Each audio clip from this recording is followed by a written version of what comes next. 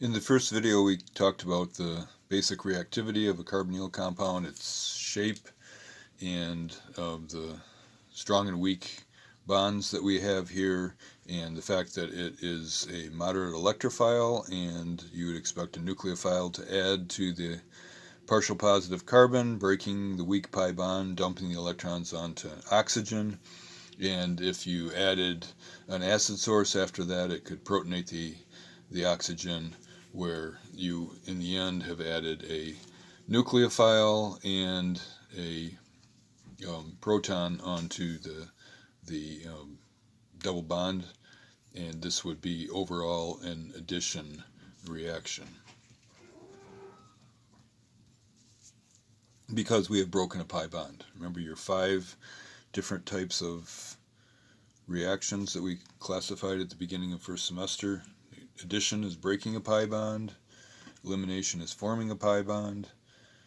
A substitution is breaking a sigma bond and forming a new sigma bond.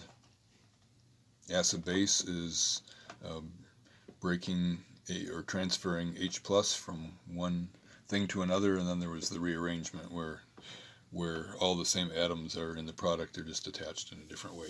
So this is addition reactions, and so you would expect then the initial reaction of any carbonyl compound to be an addition reaction where the nucleophile breaks the pi bond.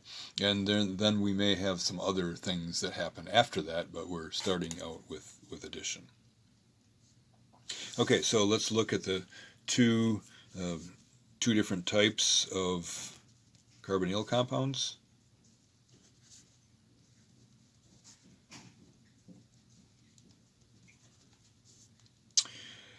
Type 1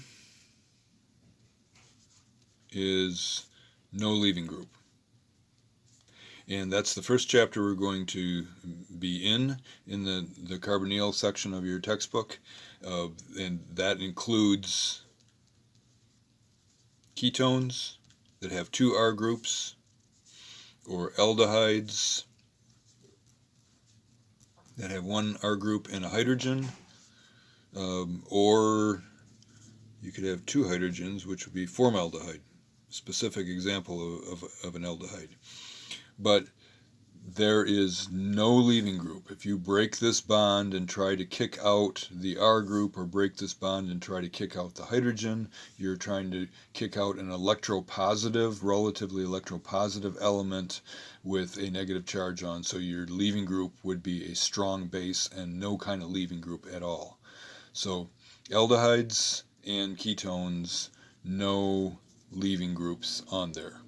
And so the initial reaction here that you will see aldehydes and ketones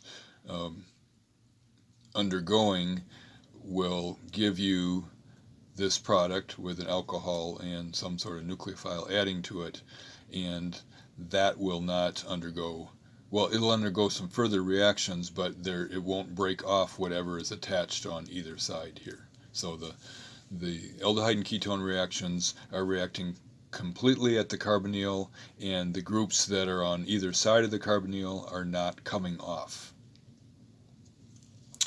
And then the second type is compounds that have a leaving group on the carbonyl, directly attached to the carbonyl. And so the general structure of that would be some sort of an R group there. It could also be a hydrogen on one side, the carbonyl, and then some sort of a leaving group on the other side. And so that's a leaving group. It's going to be an electronegative atom. Halogen, oxygen, could be nitrogen as well, and that the bond would break and it would take the electrons with it, and because of the electronegativity of this atom, and maybe because of its size or maybe because of its resonance, it'll stabilize that negative charge, and the molecule will break apart there. And so when we react these things with a nucleophile, then the first thing that will well, the net result here is that the nucleophile will come in and kick out the leaving group. But there's actually two steps in that, and now that I've already drawn this arrow, I'm going to scribble out this arrow and pretend like I never drew it. Here's a negative nucleophile. It comes in, adds here the weakest bond that is attached to this carbon is going to be the pi bond, and that's going to break. And so you are now recognizing what you saw up above in the general reaction, where the nucleophile is coming in, breaking the pi bond. Nothing has happened to that leaving group yet, and so this was an addition reaction, like you've seen above. And then if you have a leaving group, the next thing that happens after you form this is a tetrahedral intermediate, then it collapses and reforms the pi bond and kicks out the leaving group.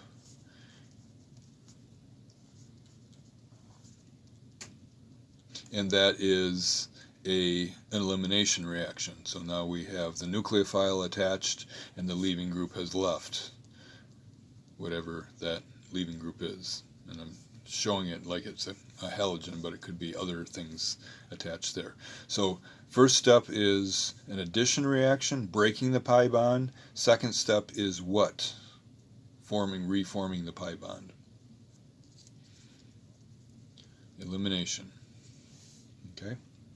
So in this group of compounds that are carboxylic acids and acid derivatives, acids, esters, anhydrides, acid chlorides, amides, all of those have a leaving group on. Some leaving groups are better than others, and the net result is going to be what? If you look at this and look at the reactant and the product, what has changed in it?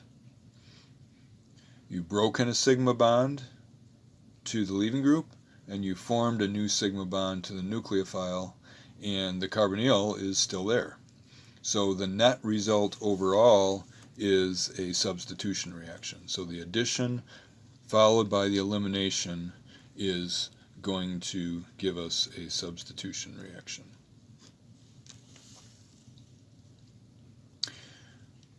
Okay, so that is the end of your introduction to carbonyl compounds, and when you look at a carbonyl compound, you should be thinking about its characteristics, its shape, its characteristics, its reactivity.